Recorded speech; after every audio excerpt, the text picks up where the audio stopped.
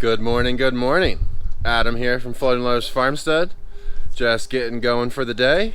All my greenhouses are opened up now. I've got everybody looks to be already pretty moist, so I don't think I need to water anything. Today's gonna be a great day. It's not too busy. It's pretty wet out there, so I don't know that I can get into the field. So at this point, I think it's just down to nursery work. Me and Jocelyn are going to be planting peppers, and we might even do some little bit of early tomatoes. I haven't really taken the opportunity to really just introduce myself. My name's Adam, my wife's name is Jocelyn. We started this business as just a really small farm. We had no idea what we were doing. We thought really of homesteading and making a little extra money on the side, selling whatever products we had extra from really just trying to provide for ourselves. But ultimately in the end, we found out that agriculture is definitely a lot different than what we first thought. So first things first is it costs a lot of money to farm. Not having the right tools, you know, it can be really inefficient. So efficiencies are really probably like one of my first priorities. And that's because I recognized really fast how physical demanding this job is. And so once we have the right tools, that aspect diminishes and then it's more enjoyable, which is why I got into this. I liked gardening. So I really isolated from doing animals and vegetables down to just annual vegetables because we don't own the land. We lease all of the land that we farm. So with that, we tried to minimize the investment load by choosing only one enterprise, and that was annual vegetables. And as we got going, we didn't have a lot of the tools to do storage crops. It was really just a lot of fresh product. And then as we've grown, we've gotten more storage, we've gotten more tools, and we've added now to fresh product, storage products. So we've got a display basically almost year round. We haven't been to market here in a few weeks because we've kind of been into a place where we're about to move. And so pulling the trigger at which way to go as far as the production is kind of hard. So I took out a few of my greenhouses out of production this winter because I wasn't sure when we were moving, and that might have hurt me then, but it'll help me when I go to move and they're not full of plants and I'm in a weird predicament. We started farming on really what is my tier 1 nursery, which is about a 15 by 25 space, and that was 8 years ago. And we have been growing ever since to try to expand our garden to be productive, really to make enough money to provide for my family. That basically got us to asking all of our friends and family and everyone around and posting and going to market and talking about we needed more land, and so all the opportunities kept coming to us. We ended up with 7 leases in 2 different counties, up to 5 acres, and it was really inefficient, but it was the steps that we were taking to get to our greater goal, which is now what we have as far as a stepping stone to where we're really trying to go, which is a 30-acre lease. And so now we're rocking and rolling on that for a few years, and we're about to purchase a piece of ground that has about 25 acres of productive ground for vegetables, and maybe even now that we'll get into more perennial crops like fruits and even perennial veg like, let's say, asparagus. So yeah, I'm very excited to have you guys join me on this journey, and slowly but surely we'll just tell our history about where we've been and what we've been up to.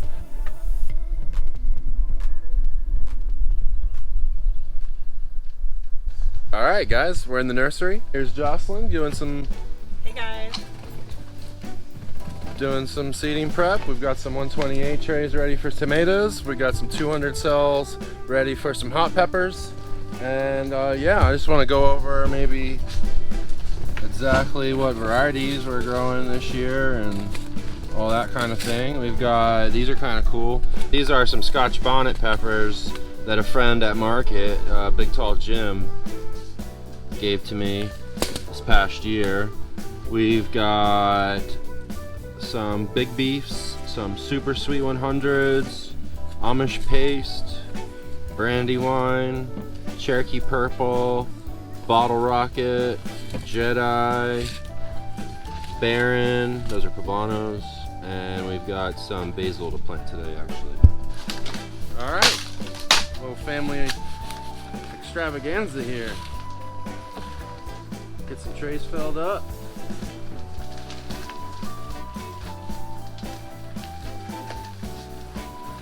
Get our first summer crops put in, so some mix here.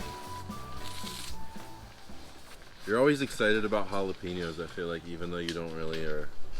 Even though I can't. Not really a town for spicy. I like them, they're fat. Easy to pick. They look pretty.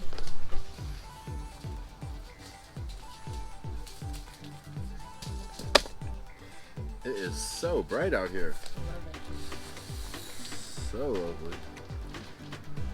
Wish Kelsey was here, but we really just don't have that much going on right now. Soon enough, we'll all be rocking in the field.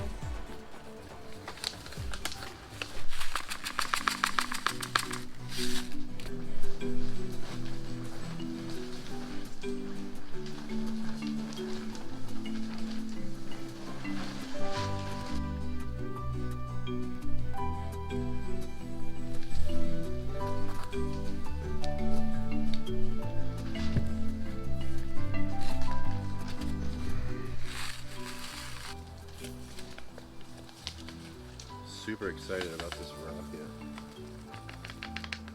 It's like Is it spicy? Yeah, I'm pretty sure it's similar to those older little red Thai chilies. Oh, okay. Right? Those were awesome. Yeah, people really enjoyed those.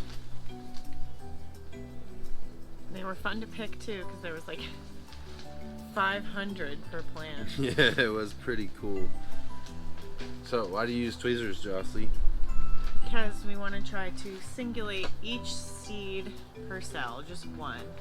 And sometimes 2 or 3 fall in, so just want to fix it and make sure that there's still just only 1 per cell. I need it actually right now because I just failed.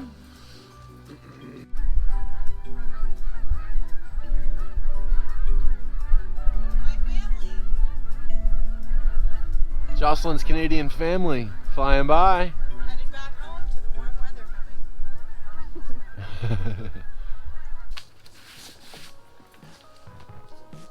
Take that one.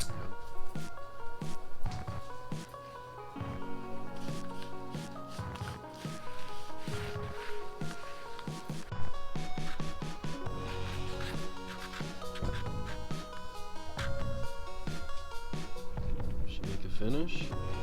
Bam.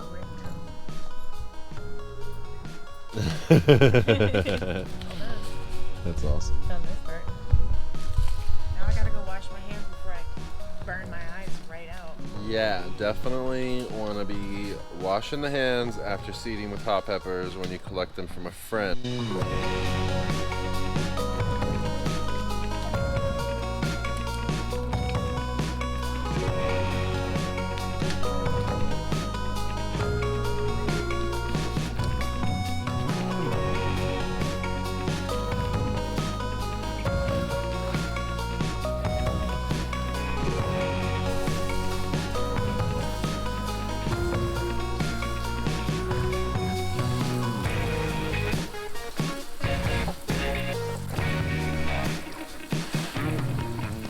Now that we're done with the peppers and the tomatoes, it is time to start messing around with the last herb that we have to pot up this year, which is the rosemary. My absolute favorite. I love rosemary, man. It is definitely my top favorite. What is your favorite there, little Missy? Thyme and oregano mixed together, probably. Oh man, and Yeah. I'm guessing that's dried? Both. Yeah? Both. I like lavender too. Uh-oh, messing around. That is what we just seeded, guys. We actually put some lavender back there. And you know what? That one's for you, Brenda. Anyone else know who I'm talking about? You know who I'm talking about. Me and Kelsey the other day spent some time potting up the dill. Here's, I think, 10 trays of dill. We potted up the sage. Another round of dill, parsley, cilantro. That's these first 3. Let's get a close-up of what we're actually doing here with these rosemaries here. tweezing out just a little baby thread stage plant. Laying across and pulling the roots down in there, getting them under, finishing them shut. Bingo bang.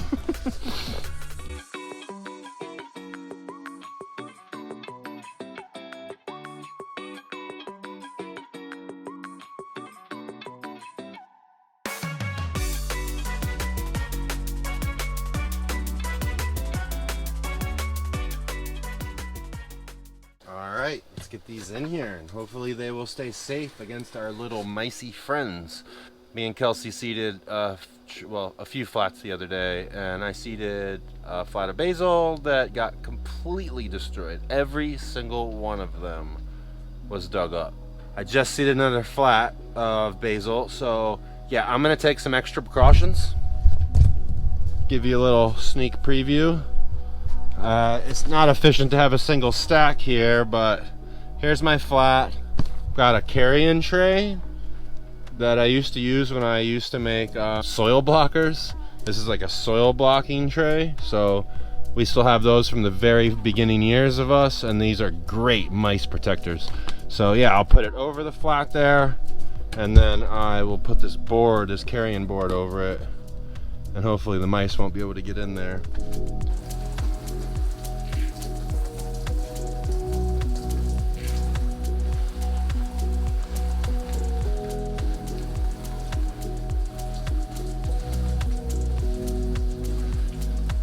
Alright guys, we're just finishing up. We got some of the rosemary's potted up. We've got our hot peppers planted. We've got some early tomatoes planted. Not the busiest of days, but you know, that's just a part of late February, early March kind of vegetable farming lifestyle it is. This is where we're gonna end the video today, guys. I really appreciate you joining me, and have a good night. Yeah.